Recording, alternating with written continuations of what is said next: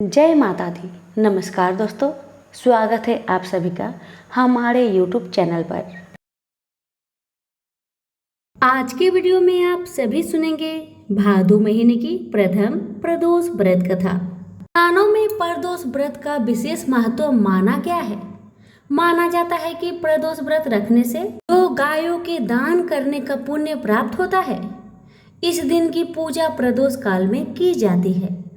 प्रदोष व्रत महीने में 2 बार कृष्ण पक्ष और शुक्ल पक्ष में आता है। कुछ लोग महीने में एक ही प्रदोष व्रत करते हैं तो कुछ लोग दोनों ही व्रत रखते हैं। भोलेनाथ की कृपा प्राप्त करने के लिए प्रदोष व्रत बहुत ही उत्तम माना जाता है। ऐसी मान्यता है कि प्रदोष व्रत रखने वाला व्यक्ति जन्म मरण के चक्र से निकलकर मोक्ष की प्राप्ति करता है। यह व्रत करने से उत्तम लोक की प्राप्ति होती है। प्रदोष व्रत करने के लिए सबसे पहले आप त्रयोदशी के दिन सूर्योदय से पहले उठ जाएं। स्नान आदि करने के बाद स्वच्छ वस्त्र धारण करें। आप बेलपत्र, अक्षत, दीप, धूप, गंगा जल आदि से भगवान शिव की पूजा करें। इस व्रत में भोजन ग्रहण नहीं किया जाता है। पूरे दिन उपवास रखने के बाद सूर्यास्त से कुछ देर पहले दोबारा स्नान करना चाहिए। स्नान के बाद सफेद रंग का वस्त्र धारण करें। अब स्वच्छ जल या गंगा जल से पहले पूजा स्थल को शुद्ध कर लीजिए। गाय के गोबर से मंडप तैयार कर ले। 5 अलग अलग रंगों की मदद से मंडप में रंगोली बना ले। पूजा की सामग्री तैयार कर ले। बाद उत्तर पूर्व दिशा में मुंह करके कुशा के आसन पर बैठ जाए और भगवान शिव के मंत्र ओम नमः शिवाय का जाप करें। इसके बाद शिव को जल चढ़ाए। व्रत का महत्व। प्रदोष व्रत करने से भोलेनाथ की विशेष कृपा मिलती है। सायंकाल में प्रदोष काल कहा जाता है। ऐसी मान्यता है कि प्रदोष काल के समय महादेव कैलाश पर्वत के रजत भवन में नृत्य करते हैं। जो भी भक्ति से यह व्रत करता है उसका कल्याण होता है। माना जाता है कि प्रदोष व्रत को करने से हर प्रकार के कष्ट मिट जाते हैं। यह व्रत हर संकट से छुटकारा दिलाता है। प्रदोष व्रत के शुभ मुहूर्त। इस साल 12 सितंबर की सुबह 8:30 से 13 सितंबर को सुबह 10:45 तक है। वैसे आपको बता दें कि प्रदोष व्रत की पूजा प्रदोष काल में होती है, इसलिए इसमें उदया तिथि नहीं मानते हैं। तो आप ये व्रत 12 सितंबर को रख सकते हैं।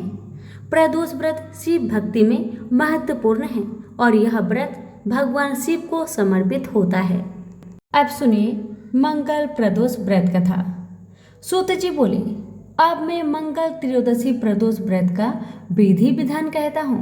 मंगलवार का दिन व्याधियों का नाशक है। इस व्रत में एक समय व्रती को गेहूं और गुड़ का भोजन करना चाहिए। देव प्रतिमा पर लाल रंग का फूल चढ़ाना चाहिए और स्वयं लाल वस्त्र धारण करना चाहिए। इस व्रत के करने से मनुष्य सभी पापों व रोगों से मुक्त हो जाता है। इसमें किसी प्रकार का संचय नहीं है। अब मैं आपको उस बुढ़िया की कथा सुनाता हूँ जिसने यह व्रत किया, वह मोक्ष को प्राप्त हुई। अत्यंत प्राचीन काल की घटना है। एक नगर में एक बुढ़िया रहती थी। उसका एक बेटा था जिसका नाम था मंगलिया। वृद्धा को हनुमान जी पर बड़ी श्रद्धा थी। वह प्रत्येक मंगलवार को हनुमान जी का व्रत रखकर यथाविधि उनका भोग लगाती थी। इसके अलावा मंगलवार को न तो घर लिपती थी और न ही मिट्टी खोदती थी। इसी प्रकार से व्रत रखते हुए जब उसे काफी दिन बीत गए तो हनुमान जी ने सोचा कि चलो आज इस बुढ़िया की श्रद्धा की परीक्षा ली जाए। हनुमान जी साधु का भेष बनाकर उनके द्वार पर जा पहुंचे और पुकारने लगे, है कोई हनुमान भक्त जो हमारी इच्छा पूरी कर सके। वृद्धा ने यह पुकार सुनी तो घर के बाहर आई और पूछा कि महाराज आपकी क्या आज्ञा है। साधु भेषधारी हनुमान जी बोले, मैं बहुत भूखा हूँ, भोजन करना चाहता हूँ, तू थोड़ी सी जमीन लिप दे। बुढ़िया माई बड़ी दुविधा में पड़ गई, क्योंकि वो तो मंगलवार को न ही मिट्टी लिपती थी और न ही मिट्टी खोदती थी। अंत में बुढ़िया माई ने हाथ जोड़कर प्रार्थना की, हे महाराज, लिपने और मिट्टी खोदने के अलावा आप मुझे जो काम देंगे मैं करने को तैयार हूँ। साधु ने 3 बार परीक्षा कराने के बाद कहा, तू अपने बेटे को बुला और उसे औधा लेटाकर उसकी पीठ पर आग जलाकर भोजन बनाऊंगा। वृद्धा ने सुना तो पैरों तले धरती खिसक गई, मगर वह वचन हार चुकी थी। उसने मंगलिया को पुकारा और साधु महाराज के हवाले कर दिया, मगर साधु महाराज ऐसे ही मानने वाले नहीं थे। उन्होंने वृद्धा के हाथों में से मंगलिया को औधा लेटाकर उसकी पीठ पर आग जलवाई।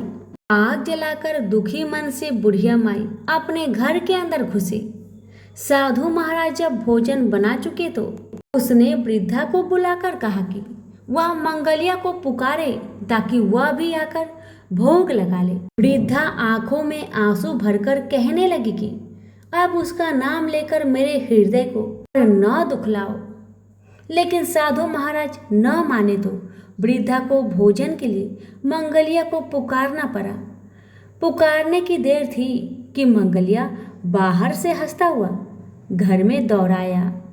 मंगलिया को जीता जागता देखकर वृद्धा को सुखद आश्चर्य हुआ। वह साधु महाराज के चरणों में गिर पड़ी।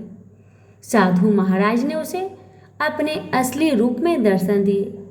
हनुमान जी को अपने आंगन में देखकर वृद्धा को लगा कि अब जीवन सफल हो गया। तो सभी प्रेम से बोलिए, मंगल देव की जय हो।